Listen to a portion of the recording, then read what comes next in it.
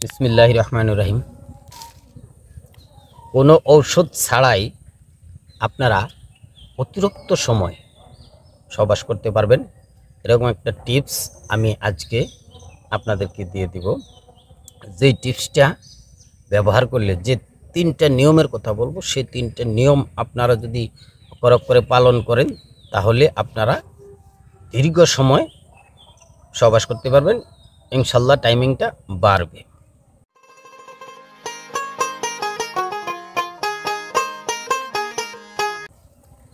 তো সমস্ত ভিউয়ার্সকে আমি সালাম জানাই, আসসালামু আলাইকুম। আশা করি সবাই ভালো আছেন, ভালো থাকেন, সুস্থ থাকেন, এই কামনা করে আজকের মূল আলোচনায় চলে যাচ্ছি। মূল আলোচনাটা হচ্ছে যে কোনো ঔষধ সেবন না করেই আপনারা স্ত্রী সহবাসের টাইমিংটা কিভাবে বাড়াবেন, সেই হিসাবটাই আজকে আপনাদেরকে দেব।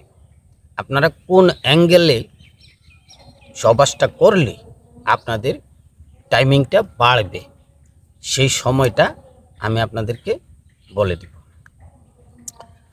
তো আমার জন্য দোয়া করবেন, আল্লাহ পাক রাব্বুল ইজ্জত আমাকে যেন ভালো রাখে, বারবার যেন আপনাদের কাছে আসতে পারি, আপনাদেরকে দু চারটি কথা বলতে পারি, দু একটি পরামর্শ দিতে পারি। যারা আমার ভিডিও দেখেন, প্রত্যেকটা ভিডিও দেখেন, তাদেরকে ধন্যবাদ। যারা দেখেন না তাদেরকেও ধন্যবাদ। যারা ভালো কমেন্ট করেন তাদেরকেও ধন্যবাদ। যারা খারাপ কমেন্ট করেন তাদেরকেও ধন্যবাদ, কারণ কমেন্ট তো করছেন। তো যাই হোক, যে কথাটা বলছিলাম, যে টাইমিংটা বাড়ানোর যে একটা পদ্ধতি, যে অ্যাঙ্গেলগুলি আমি বলবো, সেই অ্যাঙ্গেলটি থেকে আপনারা টাইমিংটা বাড়াতে পারেন। প্রথম কথা হলো, আপনারা যখন স্বামী স্ত্রী এক বিছানায় শয়ন করবেন, যখন আপনার ইচ্ছা পোষণ হবে যে আমি আজ যৌন মিলন বা মধুর মিলন বা স্ত্রী সহবাস আজকে আমরা করব, তখন আপনারা একটা কাজ করবেন। সবার আগে মিলনের আগ মুহূর্তে আপনারা উঠে বাহিরে যাবেন, বাহির থেকে প্রস্রাবটা সেরে নেবেন, প্রস্রাবের কাজটা সেরে নেবেন। কেউ কখনো প্রস্রাব পায়খানার ব্যাগ যদি থাকে তাহলে কিন্তু আপনারা সহবাসে লিপ্ত হবেন না, তাতে করে আপনাদের মারাত্মক আকারের ক্ষতি হয়ে যেতে পারে বা হবেই। তো প্রস্রাবটা সেরে চলে আসবেন, আসার পরে স্ত্রীর সাথে কিছু রোমান্টিক কথা বলবেন, বলতে বলতে স্ত্রীর 14টা অঙ্গ, 14টা সাজদা, এই 14টা অঙ্গে 14টা কাজ করবেন। যে কাজগুলি হচ্ছে, আপনাকে হাতের কিছু কাজ আছে, মুখের কিছু কাজ আছে, যে কাজগুলি আপনারা বুঝতে পারছেন যে কী কাজটা করতে হবে, সেই কাজগুলি আপনারা সেরে নেবেন। বিভিন্ন জায়গায়, যে যতগুলি জায়গায় আপনি করতে ইচ্ছে হয়, প্রত্যেকটা জায়গায় আপনি আপনার হাতের কাজটা সেরে নেবেন, এবং মুখের যে কাজগুলি আছে, যেসব জায়গায় চুমু দেওয়ার আছে সেসব জায়গায় চুমুটা দিবেন, যেসব জায়গায় আপনার সুড়সুড়ি দেওয়ার আছে সেসব জায়গায় সুড়সুড়িগুলি দিবেন। তো দেওয়ার পরে বিশেষ করে আপনার স্ত্রীর যে ডান হাতের এই আঙ্গুলটা রয়েছে, সে আঙ্গুলটা আপনার মুখের ভিতরে নেবেন, নিয়ে একটু এখানে একটু সময় দিবেন, 1 মিনিট, আধা মিনিট, 1.5 মিনিট, যতটুকু প্রয়োজন আপনারা সেই সময়টা দিবেন। দেওয়ার পর সর্বপ্রথম আপনি যদি অতিরিক্ত সময় আপনি নিতে চান, বা অল্প সময়ের ভিতরে যদি আপনি আপনার স্ত্রীর যে চাহিদাটা, স্ত্রীর যে আশাটা, স্ত্রীর যে আকাঙ্ক্ষাটা, সেইটা যদি আগেই পূরণ করে ফেলতে চান, তাহলে আপনি আপনার স্ত্রীকে উপরে নেবেন, আপনি নিচে থাকবেন। তাহলে আপনার স্ত্রীর আশা আকাঙ্ক্ষা যে তার যে একটা তৃপ্তি, সেই তৃপ্তিটা প্রথমেই আইসা যাবে। আচ্ছা, তারপর আপনি অ্যাঙ্গেলটা চেঞ্জ করে নেবেন। কিছুক্ষণ পর আপনি রেস্ট নেবেন, অ্যাঙ্গেলটা চেঞ্জ করার সময় আপনি রেস্ট নেবেন। রেস্ট নেওয়ার পরে যদি আপনারা এরকম অ্যাঙ্গেল নিতে পারেন, তো আপনারা স্ত্রীর পিছন সাইড থেকেও আপনারা এই সহবাসের কর্মটা করতে পারেন, ওইখানেও আপনি অনেকটা টাইমিং পেয়ে যাবেন। তারপর আবার আপনি অ্যাঙ্গেলটা চেঞ্জ করবেন। অ্যাঙ্গেলটা চেঞ্জ করার সময় আপনি কিছু সময় রেস্ট নেবেন, দম নেবেন।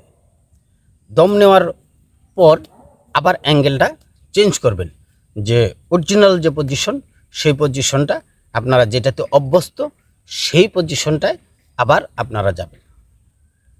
যাওয়ার পরে কিছু সময় চলে যাবে, কিছু সময় চলে যাওয়ার পরে আবার আপনারা সময় নেবেন, মানে অ্যাঙ্গেলটা আবার চেঞ্জ করবেন। আবার চেঞ্জ করি আপনি যদি ইচ্ছে করেন যে ডগি স্টাইলে আপনি আজকে মিলনটা সারবেন, তো আপনি ওই অ্যাঙ্গেলটাতেও চলে যাবেন। এইভাবে যতক্ষণ আপনি অ্যাঙ্গেলগুলি চেঞ্জ করবেন, প্রত্যেকটা অ্যাঙ্গেলের ফাঁকে ফাঁকে আপনি 1 থেকে 1.5 মিনিট 2 মিনিট করে সময় পাচ্ছেন। আর এই সময়টা যদি আপনি 3 বার নিতে পারেন, যেমন ধরেন মা বোনেরা বা আপনার স্ত্রী 1 কেজি দুধ একটা পাতিলে রেখে জাল দিচ্ছে বা আগুনের তাপ দিচ্ছে, তখন দুধটা কিন্তু বলকায় ওঠে। বলকায় উঠলে মা বোনেরা কী করে, আগুনটা কমিয়ে দেয়। আগুনটা কমিয়ে দিলে এই বলকানোটা কিন্তু থেমে যায়। আবার কিছুক্ষণ পরে আগুন একটু বেড়ে গেলে তারপর আবার দেখবেন বলক ওঠে। বলক ওঠার পর আবারও কিন্তু আগুনটা কমিয়ে দেয়, কমিয়ে দিলে আবার বলকটা থেমে যায়, তো আবারও বাড়িয়ে দেয়। এইভাবে যদি 3 বার আপনাদেরও যে বলকটা আসে, যে মগজ থেকে চলে আসতেছে, আপনার মনিটা মগজ থেকে চলে আসতেছে, এইটা যদি আপনি অনুভব করতেছেন যে এখন মগজ থেকে মনিটা চলে আসতেছে, তাহলে এই যে আগুনটা কমিয়ে দেবেন। আগুনটা কমিয়ে দেওয়া মানে সময় নেবেন, অ্যাঙ্গেলটা চেঞ্জ করে নেবেন। ওই টাইমটায় অ্যাঙ্গেলটা চেঞ্জ করে নেবেন এবং সময় নেবেন। ঠিক এইভাবে 3 বার যদি আপনি সময় নিতে পারেন, পৃথিবীতে শুধু বাংলাদেশে না, আপনার স্ত্রী না, পৃথিবীতে এমন কোনো নারীর ক্ষমতা নাই যে আপনার 1 ফোঁটা মনি বের করতে পারে, যদি আপনি এই অ্যাঙ্গেলগুলি চেঞ্জ করে করে সময় নিয়ে নিয়ে আপনি সহবাসটা করতে পারেন। 1 টাকার ঔষধও খাওয়ার প্রয়োজন নাই, 1 টাকার ওষুধও খাওয়ার প্রয়োজন নাই, শুধু আপনি নিয়মটা মানবেন। এর পাশাপাশি আপনি যখন সহবাসে লিপ্ত থাকবেন, যত সাধ্যমতো চেষ্টা করবেন মুখটা বন্ধ রাখার জন্য। মুখে নিঃশ্বাস ছাড়বেন না, নিঃশ্বাসটা নাক দিয়ে ছাড়বেন, মুখটা বন্ধ রাখতে চেষ্টা করবেন। আর যখন অ্যাঙ্গেল চেঞ্জ করবেন তখন আপনি মুখটা খুলবেন। ঠিক এইভাবে আপনারা আমার কথাটা মেনে একটা দিন চেক করে দেখুন, মাত্র একটা দিন চেক করে দেখুন। আপনি যদি টাইমিং না পান, তারপরে আপনি আমাকে কমেন্ট করে জানাবেন যে তোমার কথাই তো করেছিলাম কিন্তু আমি তো টাইমিংটা পেলাম না।